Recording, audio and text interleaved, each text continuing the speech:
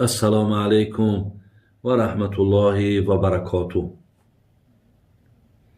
الله مهربان همه شما را، خواهرها و مادرها و پدرها و برادران عزیز، هر جایی که باشین در حفظ و امانش خداوند نگهبانتان باشد. و از الله مهربان دعا میکنیم که خدای مهربان گذشتگان ما و شما را رحمت و مغفرت، بیماری هامون شفای کامل، مهاجر هامون صحت و سلامت نگه بدارد. برادران عزیز و گرامی، بخشش که کم کم انا گلومان درد میکنه، یا مردم ما و شما قرطق میگیم، کم کم قرطق درد چیدیم. از این انا خواهش میکنم بعضی ممکن در صحبت ها هم کم کم سلفه بزنیم، هم از شما پیشتر بخشش میپرسیم. برادران عزیز و گرامی، الحال من برای شما چندین سوال هایی که در پیش دارم جواب میگردانم و از خدای مهربان خواهان او هستم که خداوند توفیق هم گوش کردن و هم توفیق عمل کردنش نصیب من گردانه.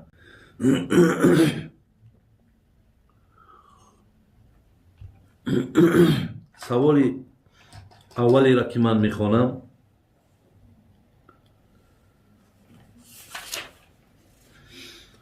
از همه ثواب کلان در کدام عمل هست؟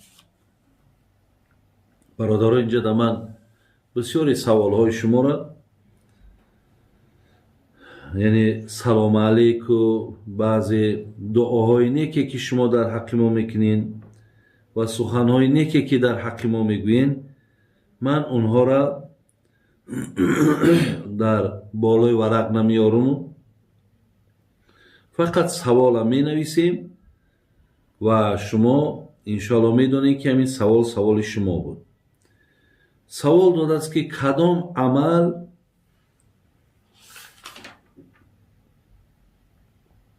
ثواب کلان دارد؟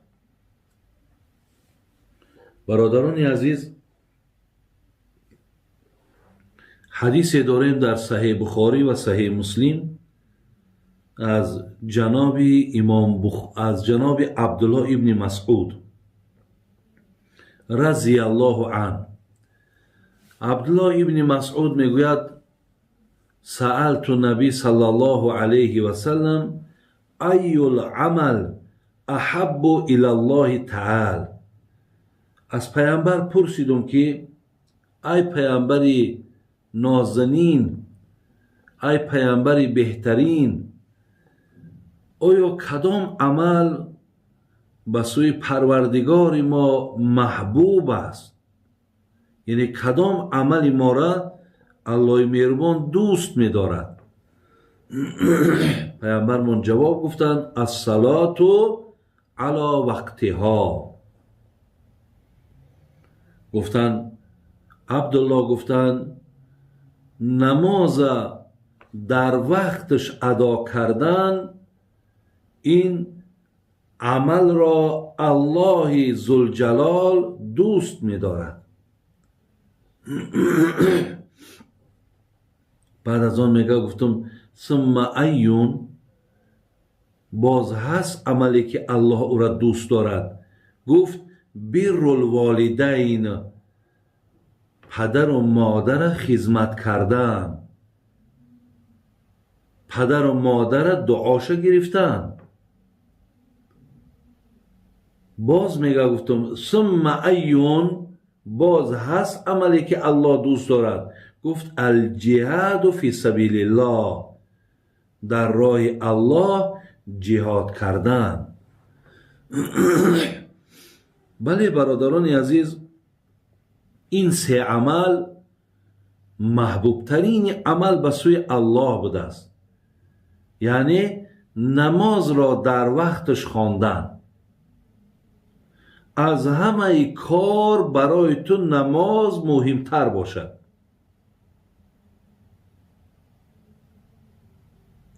زمانی ساعت نماز آمد، ما باید که حتما همه کارمان یک طرف گذاریم، پرتایم جای نماز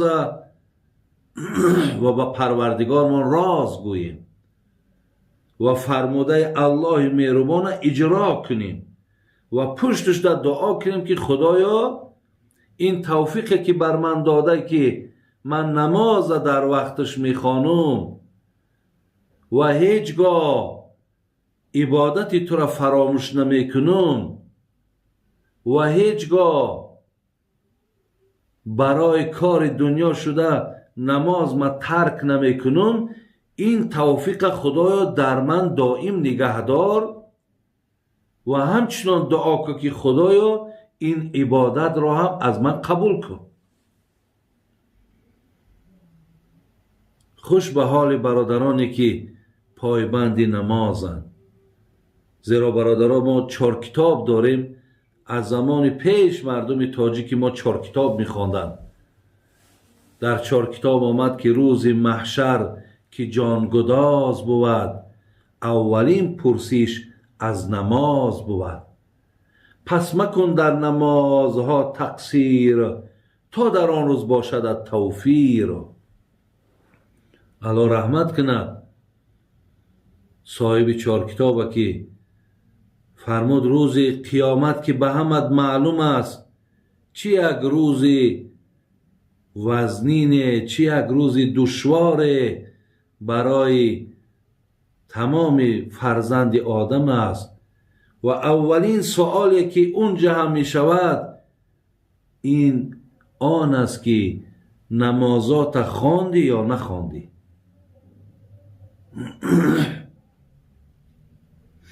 خواجه حافظ خدا رحمت کنند می گفت هر آن کس که در این حلقه نیست زنده به عشق، برو نمرده به فتوای من نماز کنید. هر کسی را می بینی که در حیات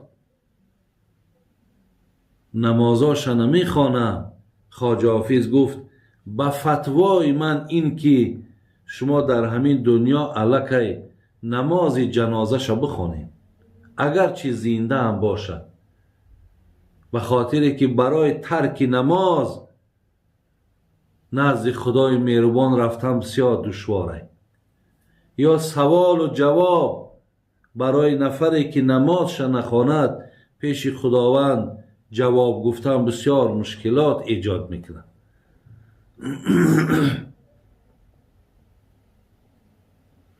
جناب عبدالقادر بیدل میگفت نقش معکوسی نگین از سجده می آید درست، سرنوشت واژگون را راست می سازد نماز. الله مهربان توفیق دهد که برادرای ما دانند که محبوب ترین عمل به سوی خداوند چی بوده است؟ یکم نماز، دوم بر الوالدین. ببینید بر الوالدین خدمت پدر و مادر را کردن، پدر و مادر را از خودت راضی کردن، دعای نیک پدر و مادر را گرفتن.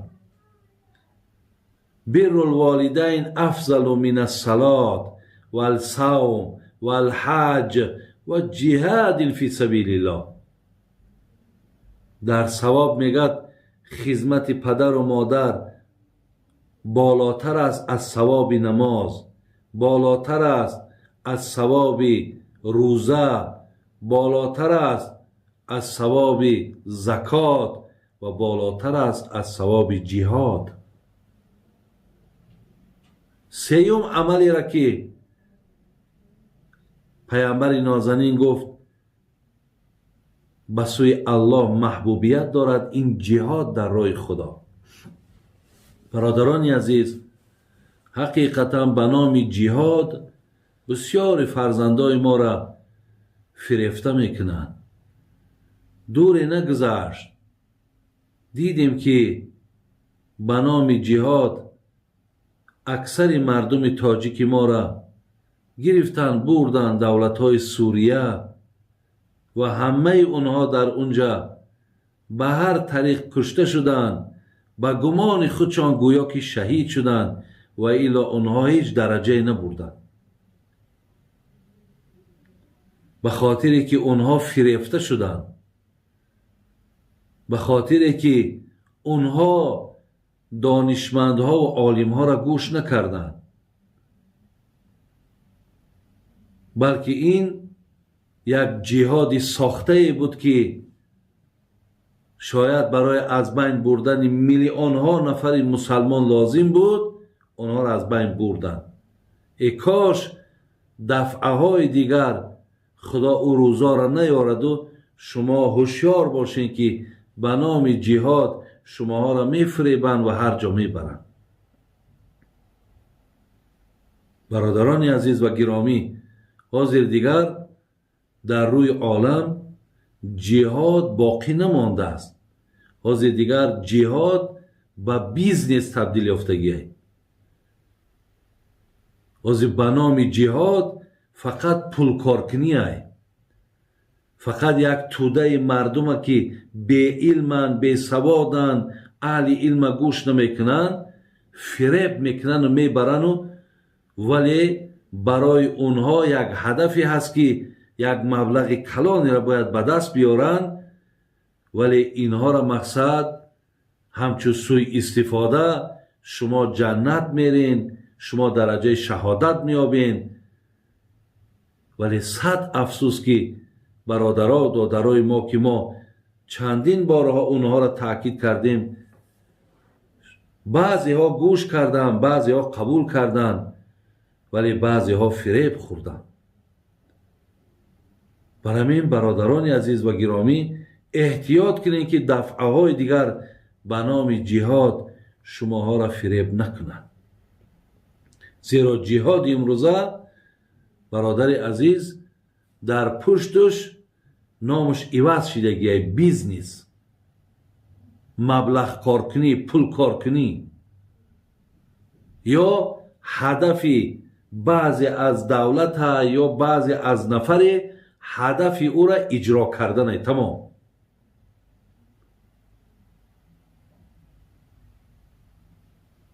دیدین حاصل شد؟ دیدین چی داد حاضر امین؟